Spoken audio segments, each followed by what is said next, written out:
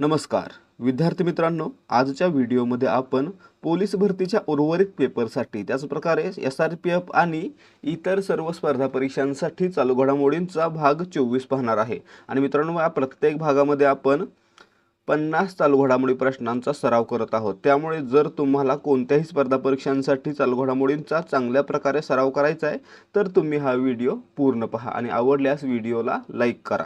या ठिकाणी सुरुवात करूयात आजच्या प्रश्नांना। पहिला प्रश्न आहे, महाराष्ट्र क्रिकेट असोसिएशन म्हणजे MCA तर्फे 2024-25 चा जीवन गौरव पुरस्कार कोणाला जाहीर झालेला आहे। या ठिकाणी पाहायचं 2024-25 चा जीवन गौरव पुरस्कार हा भारताचे माजी कसोटीपटू आणि विकेटकीपर चंदू पाटणकर यांना जाहीर झालेला आहे। म्हणजे आपलं उत्तर पर्याय बी।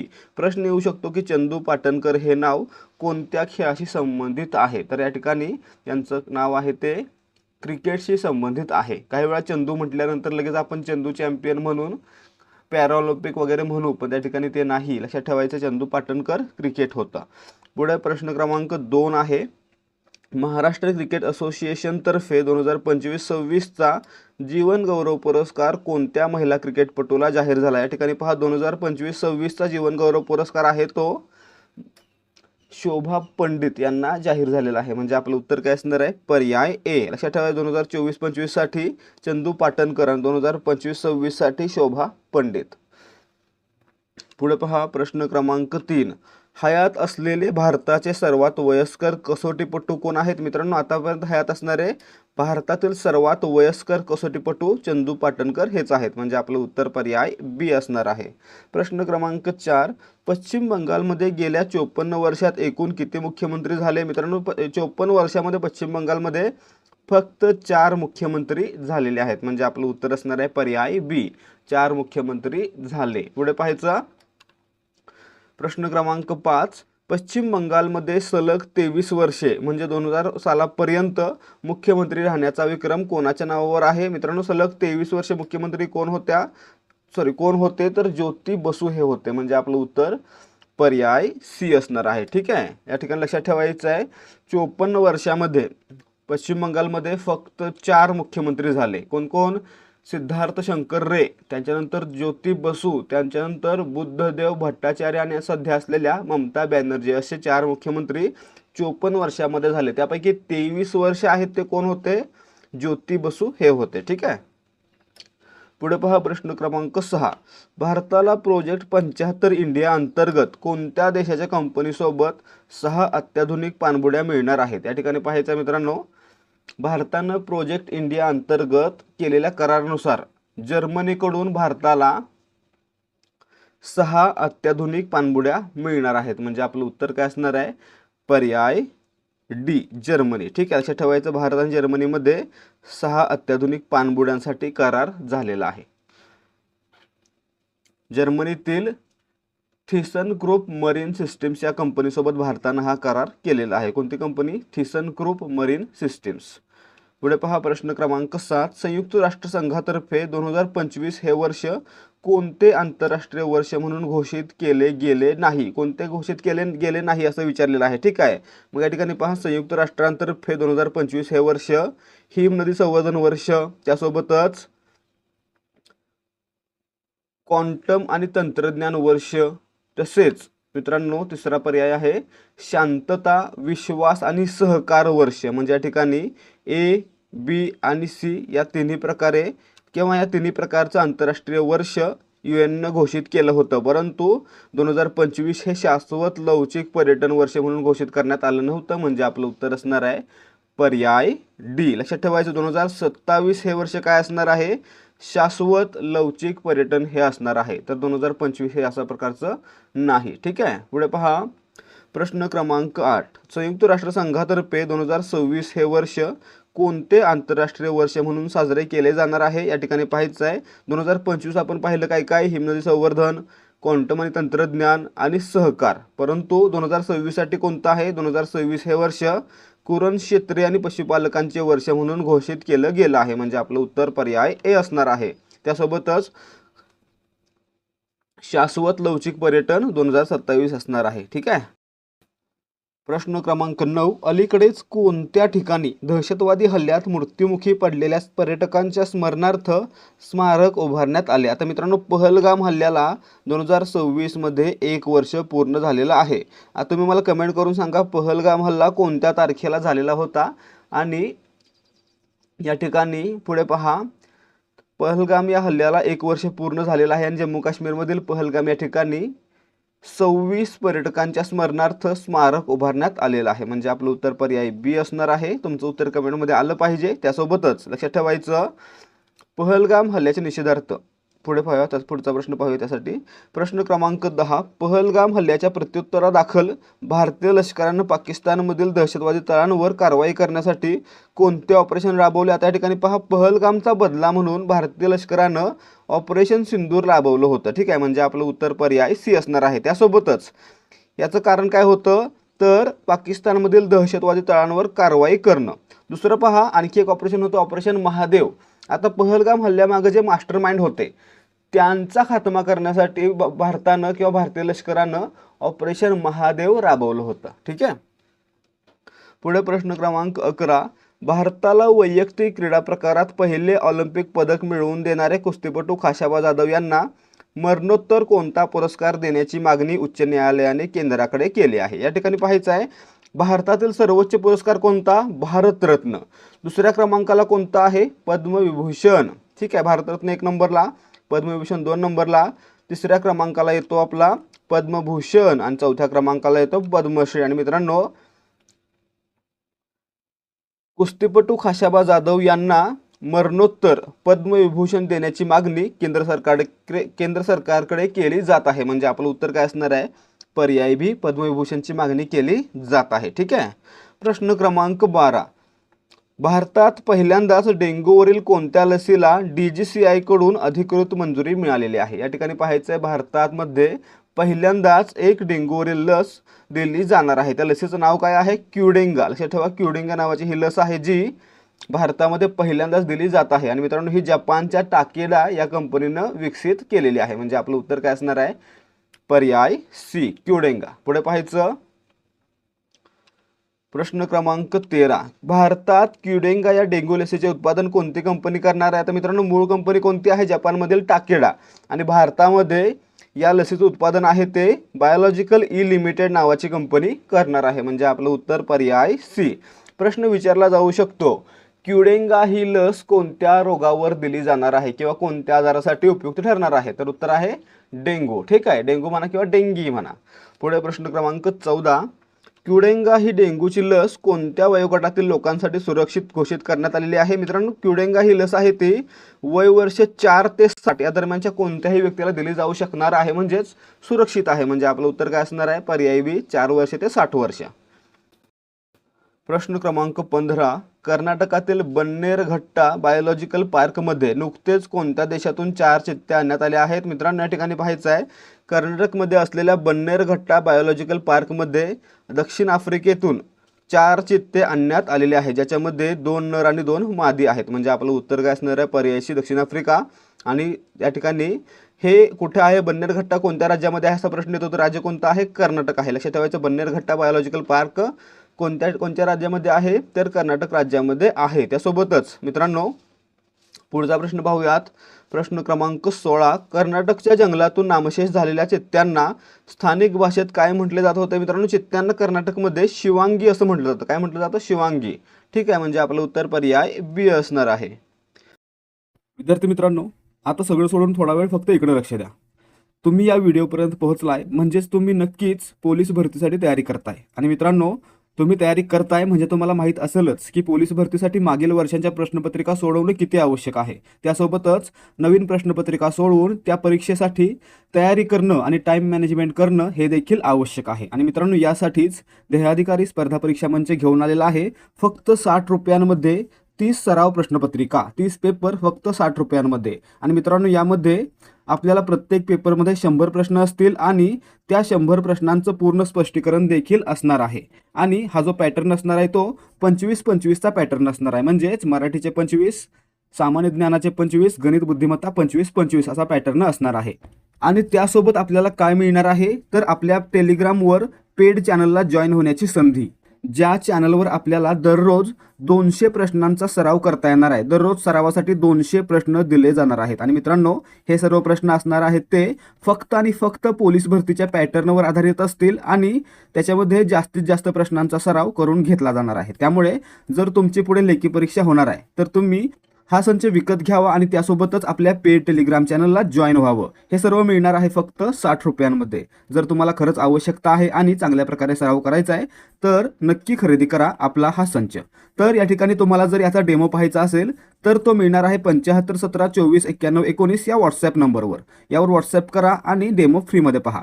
तसेच जर तुम्हाला वाटत असेल की जे काही देऊ ते चांगलंच देऊ तर तुम्ही डायरेक्टली 93 59 68 91 00 या नंबरवर पेमेंट करून त्याचा स्क्रीनशॉट आम्हाला पाठवू शकता. तुम्हाला लगेचच एकाच वेळी 60 PDF दिल्या जातील, ज्याच्यामध्ये 30 पेपर असतील आणि 30 त्यांचं स्पष्टीकरण असेल. आणि त्यासोबतच लगेचच टेलिग्राम चॅनलची लिंक देखील दिली जाईल, ज्याच्यामध्ये तुम्हाला दररोज 200 प्रश्नांचा सराव करता येणार आहे. प्रश्न क्रमांक 17. प्रधानमंत्री ग्राम सडक योजनेला म्हणजे PMGSY 3 ला कोणत्या वर्षापर्यंत मुदतवाढ देण्यात आलेली आहे? या ठिकाणी पाहायचं आहे, प्रधानमंत्री ग्राम सडक योजना सुरू झाली होती 2000 साली. ठीक आहे. आणि मित्रांनो, त्याला उर्वरित रस्ते पूर्ण करण्यासाठी आणखी मार्च 2028 पर्यंत मुदतवाढ देण्यात आलेली आहे. म्हणजे आपलं उत्तर या ठिकाणी पर्याय C असणार आहे. प्रश्न क्रमांक 18. प्रधानमंत्री ग्राम सडक योजना कोणत्या वर्षी सुरू करण्यात आली? आपण वर पाहिलं 2000 साली. म्हणजे आपलं उत्तर पर्याय B असणार आहे. प्रश्न क्रमांक 19. आंतरराष्ट्रीय नाणेनिधी म्हणजे IMF आणि जागतिक बँकेच्या स्प्रिंग मीटिंग्समध्ये विकसनशील देशांनी कोणता मंच सुरू केला? या ठिकाणी पहा, विकसनशील देशांनी कर्ज घेणाऱ्या देशांचा संघ म्हणून कर्जदार मंच सुरू केलेला आहे. ठीक आहे. कर्ज घेणाऱ्या देशांचा मंच, पर्याय B. प्रश्न क्रमांक 20. जागतिक उत्तेजक द्रव्य विरोधी संस्थेचे मुख्यालय म्हणजे वाडाचे मुख्यालय कोठे आहे? मित्रांनो, वाडाचं मुख्यालय आहे ते मॉन्ट्रियल, कॅनडा या देशातील मॉन्ट्रियल या ठिकाणी आहे. म्हणजे आपलं उत्तर काय असणार आहे? पर्याय C. मॉन्ट्रियल हे ठिकाण कोणत्या देशामध्ये आहे? कॅनडामध्ये आहे. ते वाडाचं मुख्यालय आहे. प्रश्न क्रमांक 21. भारतातील पहिले प्रगत 3D चिप पॅकेजिंग युनिट कोणत्या राज्यात सुरू करण्यात आले? मित्रांनो, भारतातील पहिले प्रगत 3D चिप पॅकेजिंग युनिट आहे ते ओडिशा राज्यामध्ये सुरू करण्यात आलेलं आहे. म्हणजे आपलं उत्तर असणार आहे पर्याय C. ओडिशा. प्रश्न क्रमांक 22. अस्त्र मार्क 2 हे अत्याधुनिक क्षेपणास्त्र कोणत्या प्रकारचे आहे? मित्रांनो, हे अस्त्र मार्क 2 आहे ते हवेतून हवेमध्ये मारा करू शकतं. म्हणजे आपलं उत्तर पर्याय C. हवेतून हवेत मारा करणारे. प्रश्न क्रमांक 23. कृत्रिम बुद्धिमत्ता सक्षम भूवैज्ञानिक आणि खाण प्रणालींसाठी विक्रम सोधी उत्कृष्टता केंद्र कोणी स्थापन केले? या ठिकाणी पाहायचं आहे, विक्रम सोधी उत्कृष्टता केंद्र आहे ते IIT खडगपूर किंवा IIT खरगपूर यांनी स्थापन केलं आहे. म्हणजे आपलं उत्तर काय असणार आहे? या ठिकाणी पर्याय C. IIT खरगपूर. पुढे पाहायचं, प्रश्न क्रमांक 24. एप्रिल 2026 मध्ये जलधारा जलहारती जलसंधारण कार्यक्रम कोणत्या राज्याने सुरू केला? या ठिकाणी पहा, जलधारा जलहारती नाव लक्षात ठेवायचं. हा कार्यक्रम आहे तो आंध्र प्रदेश राज्यामध्ये सुरू करण्यात आलेला आहे. म्हणजे आपलं उत्तर असणार आहे पर्याय B. जलधारा जलहारती आंध्र प्रदेश. प्रश्न क्रमांक 25. वनस्पती पेशी किण्वन तंत्रज्ञानावरील भारतातील पहिले उत्कृष्टता केंद्र कोठे स्थापन करण्यात आले? या ठिकाणी पाहायचं आहे, वनस्पती पेशी किण्वन तंत्रज्ञान यावर असलेलं पहिलं एक्सलन्स सेंटर आहे ते भारतातील IIT मद्रासनं सुरू केलेलं आहे. म्हणजे आपलं उत्तर पर्याय A. IIT मद्रास वनस्पती पेशी किण्वन तंत्रज्ञानावर आधारित एक्सलन्स सेंटर. प्रश्न क्रमांक 26. जागतिक जलसुरक्षा वाढवण्यासाठी जागतिक बँक समूहाने एप्रिल 2026 मध्ये कोणता उपक्रम सुरू केला? मित्रांनो, जगामध्ये जागतिक जलसुरक्षा वाढवण्यासाठी जागतिक बँकेकडून वॉटर फॉरवर्ड नावाचा उपक्रम सुरू केला गेला आहे. म्हणजे आपलं उत्तर असणार आहे पर्याय D. Water forward. प्रश्न क्रमांक 27. नुकतेच निधन झालेले ऑस्कर स्मिथ हे कोणत्या देशाचे सुप्रसिद्ध बास्केटबॉल खेळाडू आहेत? या ठिकाणी पाहायचं आहे, नुकतेच निधन झालेले ऑस्कर स्मिथ हे ब्राझील या देशाचे बास्केटबॉल खेळाडू आहेत. म्हणजे आपलं उत्तर काय असणार आहे? पर्याय C. Oscar Smith, Brazil. प्रश्न क्रमांक 28. नुकतीच कोयना धरणातून किती मेगावॅटची विक्रमी वीज निर्मिती करण्यात आली? या ठिकाणी पाहिलं तर आपण कोयना धरणाची स्थापित क्षमता किती आहे? 1956 मेगावॅट. परंतु विक्रमी वीज निर्मिती करत कोयना धरणातून 2005 मेगावॅट इतकी वीज निर्मिती करण्यात आलेली आहे. म्हणजे आपलं उत्तर काय असणार आहे? पर्याय बी. ठीक आहे, क्षमता इतकी असताना देखील इतकी जास्त वीज निर्मिती केली जात आहे. प्रश्न क्रमांक 29, कोयना धरणाच्या जलाशयाला कोणत्या नावाने ओळखले जाते? मित्रांनो, नवीन नाव आहे छत्रपती शिवाजी महाराज कोयना जलाशय. लक्षात ठेवायचं, कोयना धरणाच्या जलाशयाचं नवीन नाव आहे छत्रपती शिवाजी महाराज कोयना जलाशय. परंतु अजूनही परीक्षांमध्ये याचं उत्तर शिवसागर तलाव हे बरोबर दिलं जातं. ठीक आहे. प्रश्न क्रमांक 30, ऑपरेशन अपस्ट्रीम ही कोणत्या दोन संस्थांची संयुक्त मोहीम आहे? आता मित्रांनो, वाडा काय करते? वाडा ही करते उत्तेजक द्रव्य घेणाऱ्या खेळाडूंवर कारवाई. परंतु प्रत्येक वेळी खेळाडूंवर कारवाई करून हे काही संपणार नाहीये. म्हणून या ठिकाणी डायरेक्ट मुळावर घाव घालण्यासाठी म्हणजेच ड्रग पुरवणाऱ्या लोकांवर कारवाई करण्यासाठी वाडा आणि सीबीआयनं ऑपरेशन अपस्ट्रीम सुरू केलेलं आहे. म्हणजे आपलं उत्तर काय असणार आहे? पर्याय बी. काय काम आहे यांचं? तर ज्या काही खेळाडूंना ड्रग मिळतात, उत्तेजक ड्रग मिळतात, ते पुरवणाऱ्या लोकांनाच पकडणं. ठीक आहे.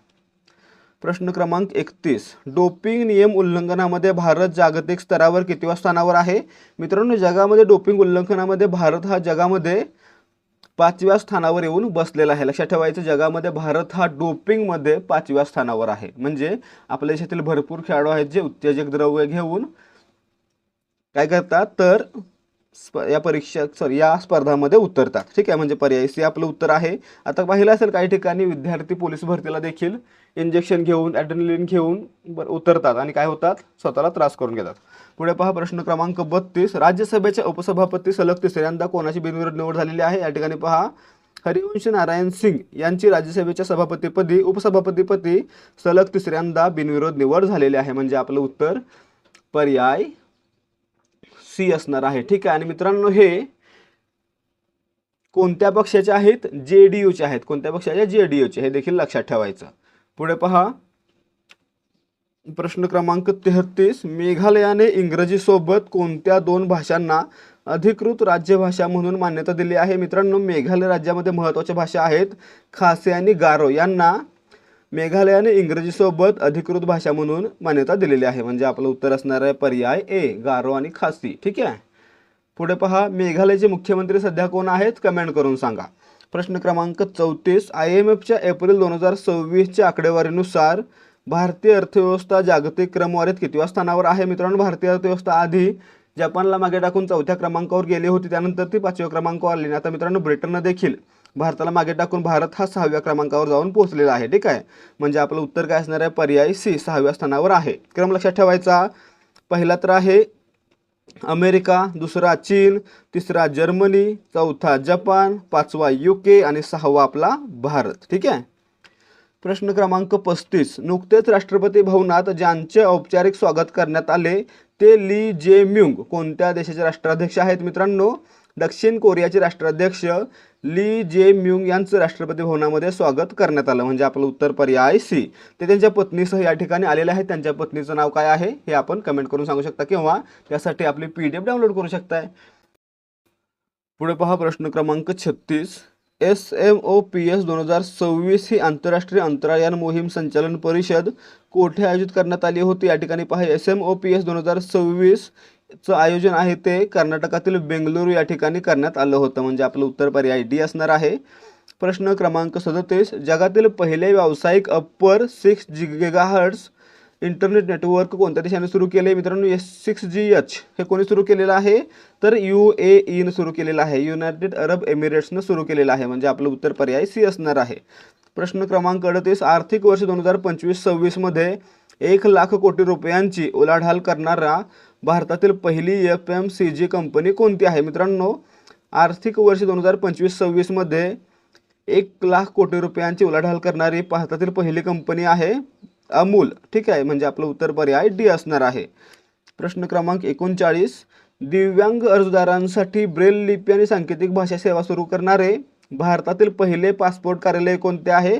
मध्य प्रदेशातील भोपाळ. पर्याय बी. प्रश्न क्रमांक 40, तेलंगणा राज्य सरकारने कोणत्या आजाराला अधिसूचना आजार म्हणून अधिकृतपणे घोषित केले आहे? मित्रांनो, या ठिकाणी पहा, सर्वातीला अधिसूचित आजार म्हणजे काय? समजा एखाद्या व्यक्तीला तो आजार झाला तर ते सरकारी रुग्णालय असू दे किंवा खाजगी रुग्णालय असू दे, त्यांनी याची माहिती सरकारला देणं बंधनकारक असतं. अशा प्रकारच्या आजाराला काय म्हणायचं? अधिसूचित आजार किंवा नोटिफाईड डिसीज असं म्हणायचं. आणि मित्रांनो, अलीकडेच तेलंगणा राज्य सरकारनं कर्करोगाला म्हणजे कॅन्सरला नोटिफाईड डिसीज म्हणजे अधिसूचित आजार म्हणून घोषित केलेला आहे. म्हणजे आपलं उत्तर पर्याय सी असणार आहे. प्रश्न क्रमांक 41. भारत आणि इजिप्त दरम्यान एप्रिल 2026 मध्ये कोणत्या संयुक्त लष्करी सरावाची चौथी आवृत्ती पार पडली? मित्रांनो, भारत आणि इजिप्त दरम्यान चक्रीवादळ 4 या सरावाची आवृत्ती पार पडलेली आहे. पर्याय सी आपलं उत्तर आहे. प्रश्न क्रमांक 42. भारतातील पहिला चालकरहित पॉड टॅक्सी प्रकल्प कोणत्या राज्यात सुरू केला जाणार आहे? मित्रांनो, भारतातील मुंबई या ठिकाणी असलेल्या BKC म्हणजे बँड्रा कुर्ला कॉम्प्लेक्स या ठिकाणी पहिली पॉड टॅक्सी सेवा, मानवरहित पॉड टॅक्सी सेवा सुरू केली जात आहे. म्हणजे आपलं उत्तर काय असणार आहे? देश भारत, राज्य महाराष्ट्र, ठिकाण मुंबईतील BKC म्हणजे पर्याय बी आपलं उत्तर आहे. प्रश्न क्रमांक 43. दरवर्षी CRPF शौर्य दिन कोणत्या तारखेला पाळला जातो? या ठिकाणी पाहायचं आहे, दरवर्षी 9 एप्रिल हा दिवस CRPF शौर्य दिन म्हणून साजरा केला जातो. पर्याय बी आपलं उत्तर आहे, 9 एप्रिल. प्रश्न क्रमांक 44. भारतीय लष्कराच्या त्रिशक्ती कोरद्वारे एप्रिल 2026 मध्ये सिक्कीम राज्यात कोणते ऑपरेशन सुरू करण्यात आले? भारतीय लष्कराचं त्रिशक्ती कोर एप्रिल 2026 मध्ये सिक्कीममध्ये ऑपरेशन हिमसेतू लॉन्च करण्यात आलं. म्हणजे आपलं उत्तर पर्याय सी. प्रश्न क्रमांक 45. 9वा प्रोफेसर MS स्वामीनाथन पुरस्कार 2024-25 कोणाला प्रदान करण्यात आला? मित्रांनो, आतापर्यंतचा 9वा प्रोफेसर MS स्वामीनाथन पुरस्कार हा डॉक्टर जे श्रीनिवास राव यांना देण्यात आला. म्हणजे आपलं उत्तर पर्याय ए असणार आहे, डॉक्टर जे श्रीनिवास राव. मित्रांनो, हे भारतीय कृषी संशोधन संस्थेचे संचालक आहेत. पुढे प्रश्न क्रमांक 46. भारताचा 95वा बुद्धिबळ ग्रँडमास्टर कोण बनला आहे? या ठिकाणी पाहायचं आहे, भारताचा 94वा कोण होता? 94वा मयांक चक्रवर्ती होता आणि 95वा अरण्यक घोष बनलेला आहे. म्हणजे आपलं उत्तर काय? पर्याय सी, अरण्यक घोष. ठीक आहे. प्रश्न क्रमांक 47. 61वी फेमिना मिस इंडिया वर्ल्ड 2026 ची विजेती साध्वी सतीश शेल ही कोणत्या राज्याची आहे? या ठिकाणी शेल नाही बरं का, साईल आहे किंवा सेल आहे. ठीक आहे, पण या ठिकाणी आपण त्याच्यानुसार सेल टाईप केलेलं आहे, कारण SAIL असे यांचं आडनाव आहे. मग या ठिकाणी पहा, साध्वी सतीश शेल या गोव्याचं प्रतिनिधित्व करतात. म्हणजे आपलं उत्तर पर्याय सी असणार आहे. पुढे पहा प्रश्न क्रमांक 48. फेमिना मिस इंडिया वर्ल्ड 2026 मध्ये पहिली उपविजेती कोण ठरली आहे? या ठिकाणी पाहायचं आहे, विजेता कोण? साध्वी सतीश साईल. ठीक आहे, त्यासोबतच उपविजेता कोण? राजनंदिनी पवार. म्हणजे पर्याय सी. पुढे प्रश्न क्रमांक 49. फेमिना मिस इंडिया वर्ल्ड 2026 चा ग्रँड फिनाले कोणत्या राज्यात पार पडला? मित्रांनो, ही स्पर्धा आहे ती ओडिसामध्ये पार पडली. कुठे? ओडिसा. म्हणजे पर्याय सी.